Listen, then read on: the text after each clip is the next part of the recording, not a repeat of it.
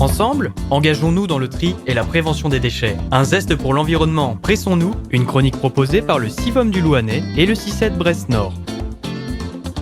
Bah, qu'est-ce qui t'arrive? Ça a pas l'air d'aller? J'ai reçu un courrier du SPANC. Si je ne rénove pas mon assainissement non collectif, je risque une pénalité de 1500 €. Et ça, je l'avais pas anticipé. Comment ça? Tu n'étais pas au courant qu'il fallait faire ces travaux quand tu as acheté ta maison?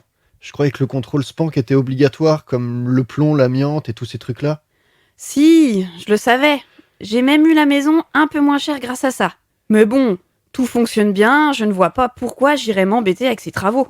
Bah, si tu veux mon avis, si tu as des travaux obligatoires et une pénalité de 1500 € si tu ne les fais pas, c'est que ton assainissement n'est pas au top de sa forme. Oh bah alors là, je n'ai jamais de problème d'écoulement, pas une odeur, rien. Je tire la chasse et pout, tout s'en va. Ok, ça s'en va, mais ça va où? T'as un système pour dépolluer l'eau? Dépolluer l'eau? Ben, je sais pas trop. J'ai une fosse et après, ça va au fossé quoi. Mais c'est chez moi, hein, ça gêne personne. C'est chez toi au début, mais après l'eau rejoint une rivière ou une nappe phréatique. Elle reste pas là comme ça, sans bouger. T'imagines si tout le monde faisait comme ça? L'eau, c'est une ressource fragile qu'il faut protéger. C'est pour ça que la mise aux normes de ton assainissement est si importante. Et puis quand même, en 2022, rejeter ses eaux usées comme ça, dans un fossé, il y a mieux à faire, non?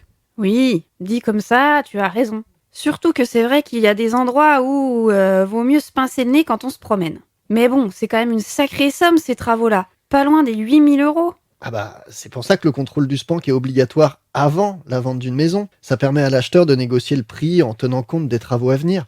C'est pour ça que tu as eu la tienne un peu moins chère. Mais contacte ta banque. Les éco-prêts à taux zéro existent toujours.